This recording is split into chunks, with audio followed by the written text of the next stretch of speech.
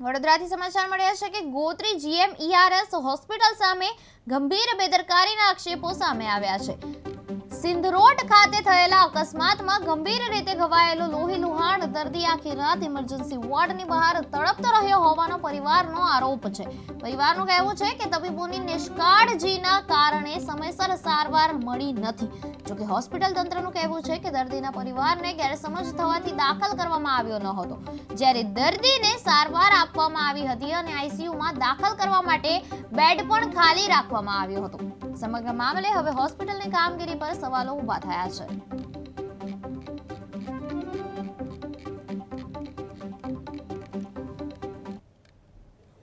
નમસ્કાર, મારું નામ ડૉક્ટર શ્રવણ દવે છે। હું અહીંયા ઇમરજન્સી મેડિસિન ડિપાર્ટમેન્ટમાં આસિસ્ટન્ટ પ્રોફેસર તરીકે કામ કરું છું। મારી સાથે ડૉક્ટર સ્વાતિ મેડમ જે પ્રોફેસર અને હેડ ઓફ ડિપાર્ટમેન્ટ છે। આ પેશન્ટ બહાર સૂતું હતું ત્યારે કોઈએ અમને કોઈ જાણ નથી કરી।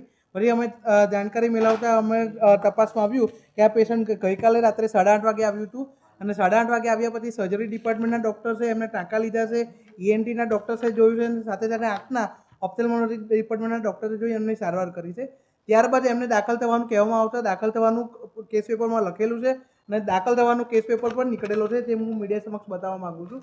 પરંતુ કદાચ કોઈ બીજા ડિપાર્ટમેન્ટના કે કોઈ ઇન્ટર્ન ડૉક્ટર કે કોઈ જુનિયર ડૉક્ટર અને દર્દીના સગા વચ્ચે એક મિસકોમ્યુનિકેશન થવાના અભાવે કદાચ સગા બરાબર ના સમજી શકે, એના લીધે એ દાખલ નથી થઈ શક્યા। બાકી અમે ઉપર આઈસીયુમાં એમના માટે બેડ ખાલી રાખ્યો હતો, ત્યાંના ડૉક્ટરને પણ જાણ કરી હતી કે આવું એક પેશન્ટ આવી રહ્યું છે।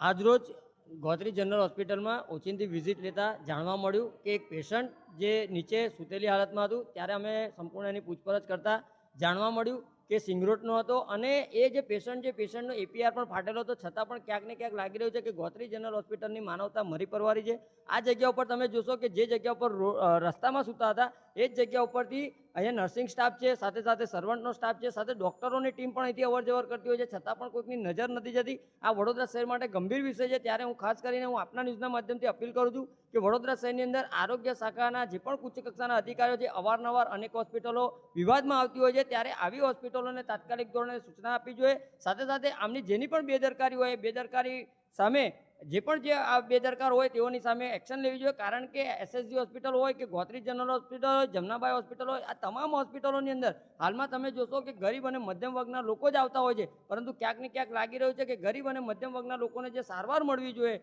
જે સુવિધાઓ મળવી જોઈએ, સુવિધાઓ સારવાર મળતી નથી। આજે જ્યારે જે કહેવાય છે કે જે પેશન્ટ હતું એ પેશન્ટ નીચે સૂતેલી હાલતમાં હતું, ત્યારે અમારી નજર જતાં અમે તાત્કાલિક RMO સાહેબ સાથે સાથે જે પણ જવાબદાર વ્યક્તિઓ છે તેઓને તાત્કાલિક જાણ કરતા આજે પેશન્ટને એડમિટ કરવામાં આવ્યું છે। પરંતુ ખાસ કરીને જ્યારે આ રીતની જે ગંભીર બેદરકારીઓ દાખવતા હોય તેવા ડૉક્ટરોની સામે સાથે સાથે જે લોકો જે આ બેદરકારી દાખવતા હોય તેમનો તાત્કાલિક ધોરણે તેઓને સસ્પેન્ડ કરવા જોઈએ તેવી અમારી ખાસ માંગણી છે।